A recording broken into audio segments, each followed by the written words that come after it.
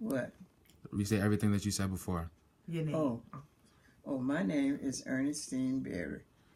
I live at 155-24, 116th Drive, Jamaica, New York.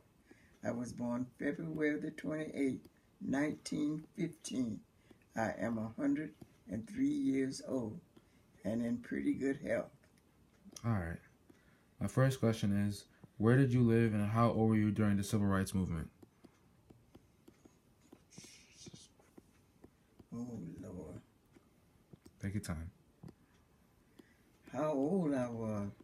Yeah. All right. Do you remember how old you were during the 60s? Huh? Do you remember how old you were during the 60s? Mm-mm. No? Well, the Civil Rights Movement. That's when King and all of them was doing. Yeah. I was here.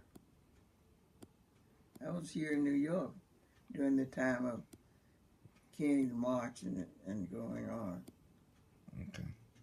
I really don't remember what year. I don't remember what year it was. You remember what year? I want to say You should know. like 1964. Yeah, 1964. 1964. Yeah. Yes, I was here in New York. All right. Next question.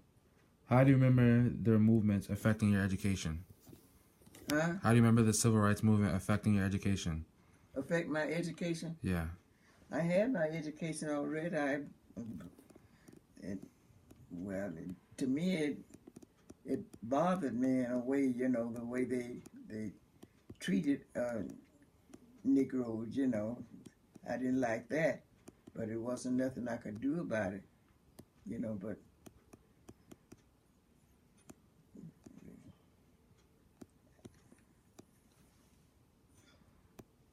I hope I'm doing a little good. No, you're doing all right. You're doing great. You're doing great. All right. Next question. What do you remember about segregation in your town? In my town? Yeah. Your town. TOWN? Yeah. Oh. And segregation in my time when I was coming up, it was terrible. The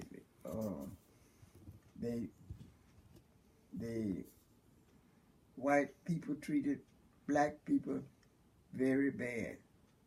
Very bad. They would they paid them, underpaid them, for their work. Although they do the same work as the white, but they didn't, they didn't pay the same. That it?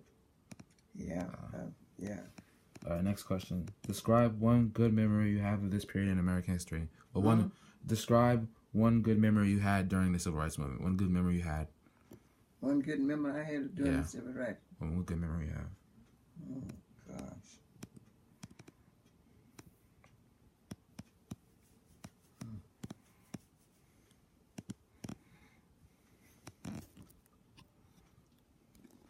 Modest Capers. She was my best friend. You gotta talk a little bit about her? We would go to different meetings when they have different meetings, for the betterment for our race and our color. We would attend different meetings, when they have them, and voice our opinion about as to how we think things should go. I don't know if it did any good, but at least we voiced our opinion as to how things should be going, and hopeful in the future that would be better. All right. Now, can you describe for me one disturbing memory you have of this period, or one bad memory you have? Huh? Can you describe for me one bad memory you had during the Civil Rights Movement? One bad memory? Yeah, one bad memory. One bad memory? Yeah. Oh.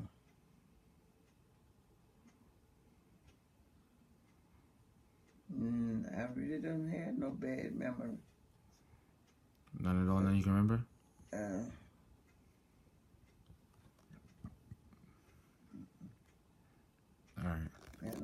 don't have no bad memory of the time. I would just feel sorry for the people that was, that was trying to follow Martin Luther King, how they were treated and how Martin Luther King was treated. That affected me a lot, but there's nothing I could do about it. But I didn't like it, and I felt bad about it, but I couldn't do nothing about it. Okay, I have a couple more questions. Can you describe, do you remember if you had any, like, one bad or violent altercation during the Civil Rights Movement? Hmm? Do you remember if you had any violent or bad altercation, basically violent altercations during the Civil Rights Movement? You or your family? No. Not at all? All right. Next question. As a teenager, did you ever see any segregated water fountains or bathrooms or anything of that nature? And growing up in my time, there was no color. This for color and this for white. And in my time when I was growing up, that we had separate fountains for black, separate for white. Same as bathroom, same as cafeteria. We would have to go around to the back in order to order our food. And that's about it. And that was enough. Because it was very annoying, All right. Did you or any of your family members ever try to, like, join any movements or try to do anything to the best of your power to, like, try to put an end to segregation? No. No, you can remember. All right. Do you remember if you had any white friends or white colleagues that were against segregation or maybe for segregation during your time when you were in the Civil Rights Movement? Before the Civil Rights, during the Civil Rights Movement, or even before, did you have any white friends that didn't like how black people were being treated, or even if they were for how they were treated? I had white friends. Mr. and Mrs. Feldman, Mr. and Mrs. Lachey. They were my good friends. They was very good friends. Okay. Couple more questions. Do you remember how segregation made you and your family members feel? Like, how, if you had any other brothers or sisters, did they ever share any negative experience they had during segregation with you?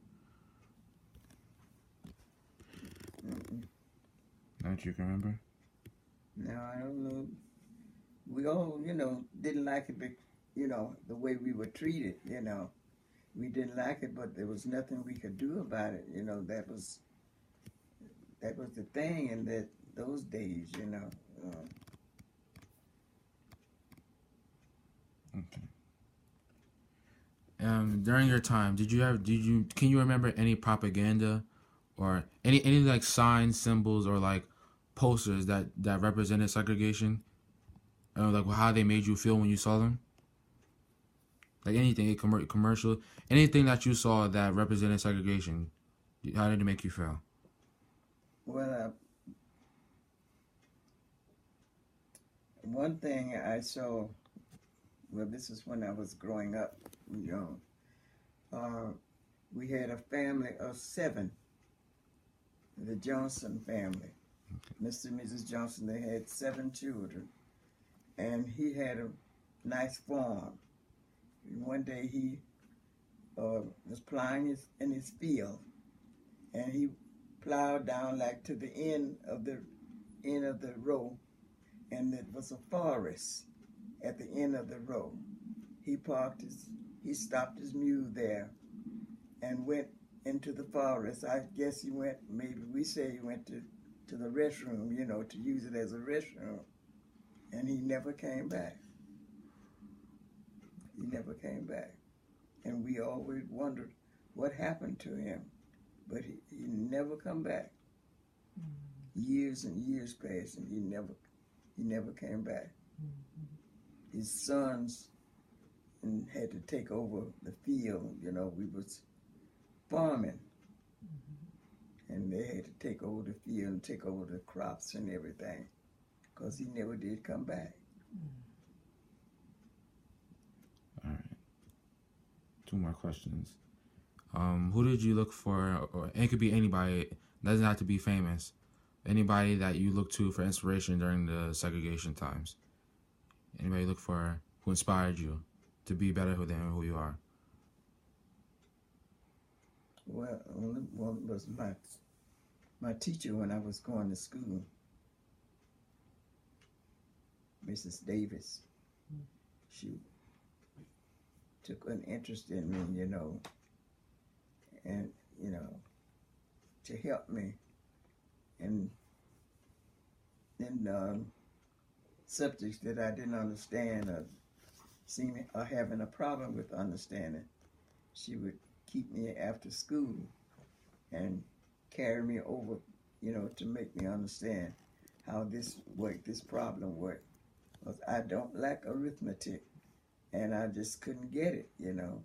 But she worked diligently with me to help me get by, you know, help me get a passing grade.